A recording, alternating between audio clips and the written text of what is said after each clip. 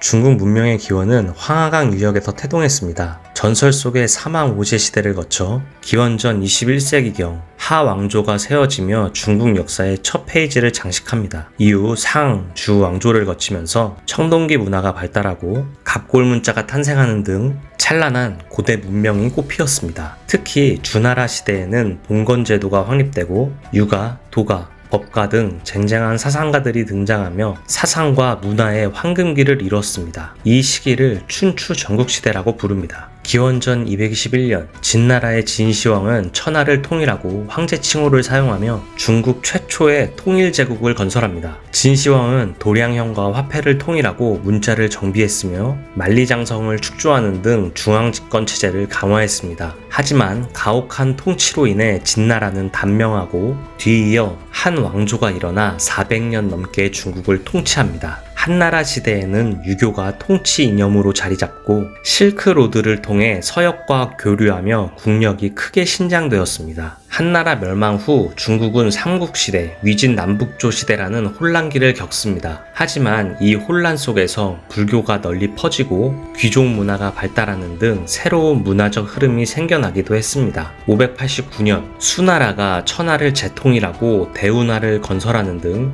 국력 회복에 힘썼지만 곧 멸망하고 당나라가 뒤를 잇습니다. 당나라는 중국 역사상 가장 찬란한 황금기를 구현했습니다. 수도는 국제도시 장안으로 번성하고 문화, 예술, 과학 등 모든 분야에서 눈부신 발전을 이루었습니다. 특히 시와 음악이 발달하고 해외 교류가 활발해지며 국제적인 제국으로 성장했습니다. 그러나 8세기 후반 안사의 난을 계기로 국력이 쇠퇴하고 다시 혼란기에 접어듭니다. 당나라 멸망 후 송나라가 건국됩니다. 송나라는 군사력은 약했지만 경제와 문화가 크게 발달했습니다. 특히 상업과 무역이 번성하고 인쇄술, 화약, 나침반 등 새로운 기술이 발명되는 등 획기적인 발전을 이루었습니다. 그러나 북방민족의 침입으로 영토가 축소되고 결국 원나라에 의해 멸망합니다. 원나라는 몽골 제국이 세운 나라로 중국 전역을 지배했습니다. 원나라는 광대한 영토를 기반으로 동서교류를 활발하게 추진했지만 민족 차별 정책과 잦은 전쟁으로 인해 민심을 잃고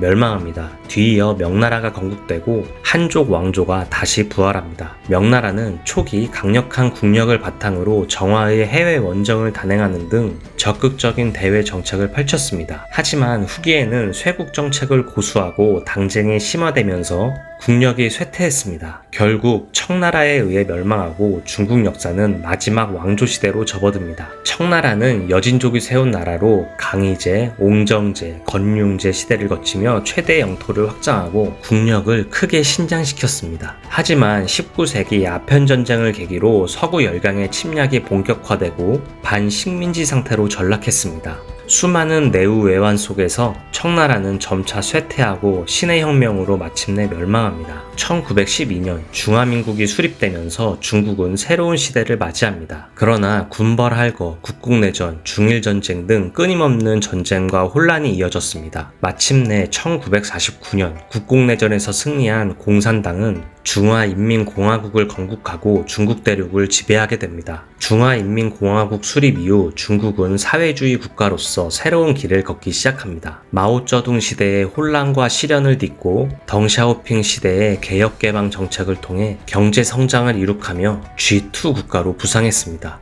2025년 현재 중국은 세계 무대에서 점점 중요한 역할을 하고 있으며 미래 시대에도 그 영향력은 계속될 것으로 예상됩니다. 장구한 역사 속에서 수많은 흥망성쇠를 겪어온 중국, 그 역사는 오늘날에도 끊임없이 흐르고 있습니다.